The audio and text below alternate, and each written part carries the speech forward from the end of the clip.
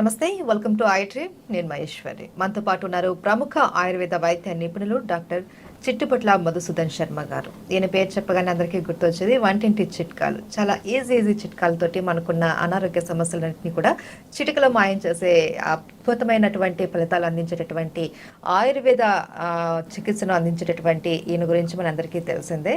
అయితే ఈరోజు నిద్రలేమితో చాలామంది బాధపడుతూ ఉంటారు. చాలామంది వివిధ రకాల ట్యాబ్లెట్స్ వాడుతూ ఉంటారు. కొంతమంది అయితే ఇంజెక్షన్స్ కూడా తీసుకుంటూ ఉంటారు. అయినా వాళ్ళకి దీని ఫలితం అయితే కనిపించదు. మరి ఇప్పుడు మధుసూదన్ శర్మ గారు ఎలాంటి చిట్కా చెప్తారు, ఆ చిట్కా మనకు ఎంతవరకు ఉపయోగపడుతుంది అన్నది ఆయన్ని అడిగి తెలుసుకుందాం.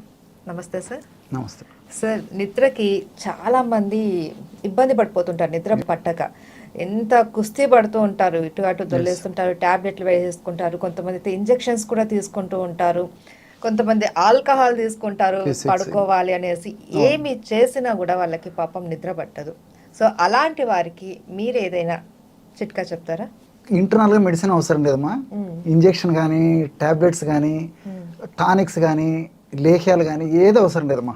ఆయుర్వేద వైద్య విధానంలో రకరకాలైనటువంటి చికిత్సా పద్ధతులు ఈ బాగా నిద్ర వచ్చేందుకు చెప్పారమ్మా. ఇప్పుడు మన ప్రేక్షకులందరి కోసము కేవలం పైపూత మందుగా వాడుకోవడం వల్ల, ఆ వాసనను పీల్చుకోవడం వల్లనే నిద్ర వచ్చేటువంటి ఘనతరమైనటువంటి ఫార్ములా చెప్తానమ్మా. చాలా అద్భుతంగా పనిచేస్తుందమ్మా ఇది. ఎందుకంటే చాలా మంది మెడిసిన్స్ బాడీ నింపేసి ఉంటారు. పాపం వాళ్ళకి ఫలితం లేక నిద్ర పట్టక పిచ్చి పట్టేస్తూ ఉంటుంది. మీరు చెప్పే చిట్కా అయితే పైపూత మందే కాబట్టి సైడ్ ఎఫెక్ట్స్ కూడా ఏమీ ఉండవు. అండ్ మీరు చెప్పేటివి కూడా అన్ని కూడా సైడ్ బెనిఫిట్స్ తో కూడుకున్నవే ఉంటాయి. సో ఇక్కడ ఏమవుతుందంటమ్మా, డాక్టర్స్ కూడా జనరల్గా తప్పని పరిస్థితుల్లో నిద్ర వచ్చేదానికి టాబ్లెట్స్ కానీ, ఇంజెక్షన్స్ కానీ, ఇంకోటి ఇస్తారమ్మా. వాళ్ళు కూడా ఏంటంటే కొన్నాళ్ళు వాడిన తర్వాత ఆపేయమని చెప్తారు డాక్టర్స్ కూడా. ఎందుకంటే ఈ ఆధునిక కృత్రిమ రసాయన ఔషధాలకి విపరీతమైనటువంటి సైడ్ ఎఫెక్ట్స్ వస్తాయమ్మా. అందులో రెండోది ఏంటంటే ఒకసారి అలవాటు పడిపోతే సేమ్ డోస్ పనిచేయదు. అదొక డ్రాబ్యాక్. డోస్ పెంచుకోవాలి. డోస్ పెంచుకుండే కొద్దీ సైడ్ ఎఫెక్ట్స్ ఎక్కువైపోతాయి. అందుకే డాక్టర్స్ కూడా ఏం చేస్తారంటే కొన్నాళ్ళ పాటు వాడేసేసి క్రమంగా ఆ యొక్క మెడిసిన్ తగ్గించేసి స్టాప్ చేసేస్తారమ్మా. It is called tapering dose అంటారు అనమాట. సో అలాంటివి ఏం లేకుండా ఇప్పుడు మీరు అడిగారు కదమ్మా, చాలా మంచి ప్రశ్న అడిగారు.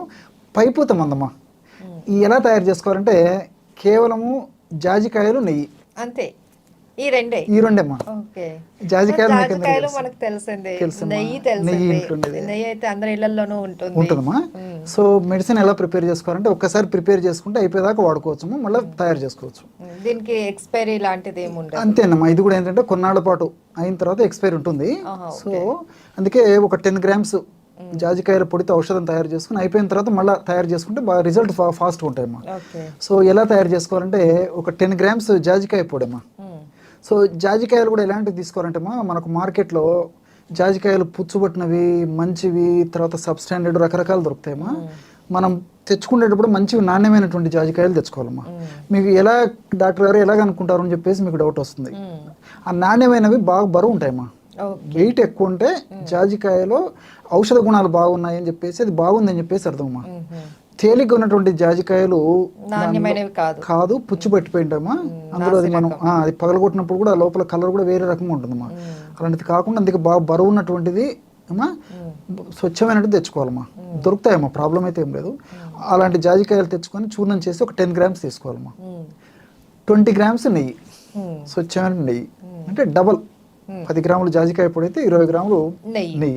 రెండు బాగా కలిపేసేసేదమ్మా. కలిపేసి ఒక కంటైనర్లో పెట్టుకొని రోజు రాత్రిపూటమ్మా తగినంత ఈ పేస్ట్ తీసుకొని కణతలకు అప్లై చేసేయాలమ్మా. మందంగా పడుకున్నప్పుడు కణతలకు అప్లై చేసేసి కళ్ళు మూసేసుకొని పడుకోవాలమ్మా.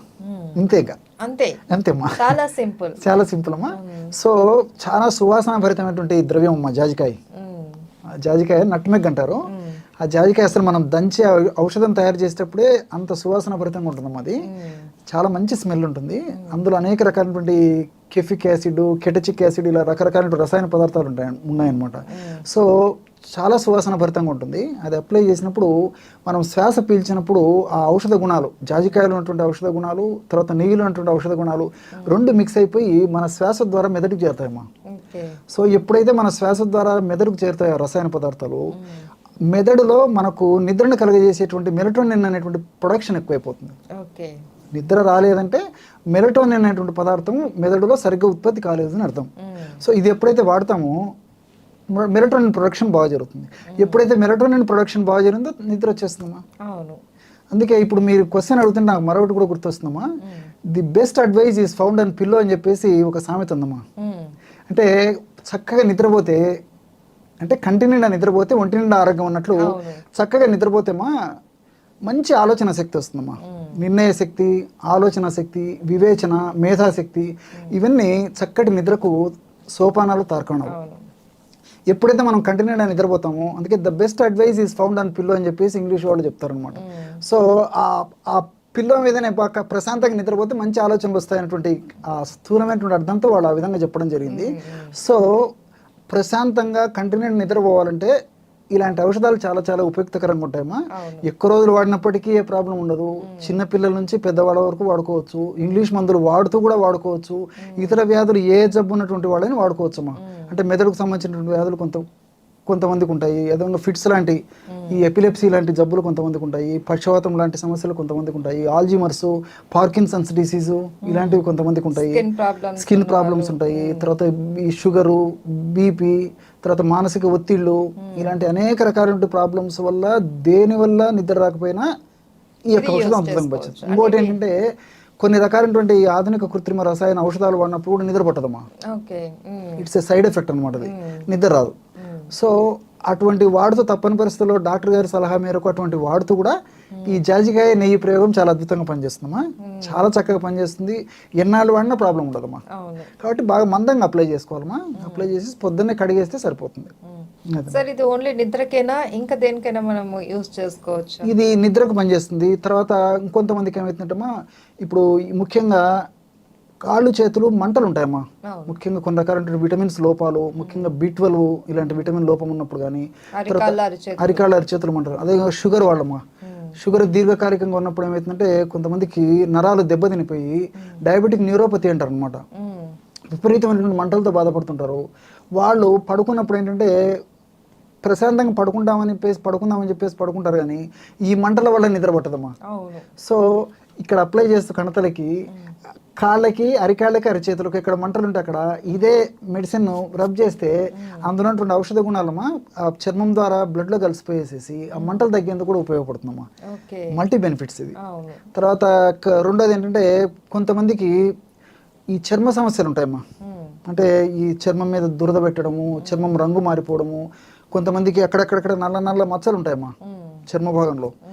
సో ఇలాంటి సందర్భాల్లో కూడా ఇప్పుడు నేను చెప్పినటువంటి జాజికాయ పొడి ప్లస్ నెయ్యి కలిపినటువంటి ఔషధమా జస్ట్ ఒక 250 మిల్లీగ్రామ్స్ నుంచి 500 మిల్లీగ్రామ్స్ వరకు, అంటే పావు టీ స్పూన్లో ఇంకా సగం అమ్మా, అంటే 1/8 అనుకోండి, 1/8 టీ స్పూను ఆ యొక్క ఔషధాన్ని 1 కప్పు మిల్క్లో కలిపి తీసుకుంటే ఆ చర్మ దోషాలు పోయి రక్తం శుద్ధి అయిపోయి చర్మం మీద ఉన్నటువంటి నలుపు మచ్చలు కూడా తగ్గిపోతాయమ్మా.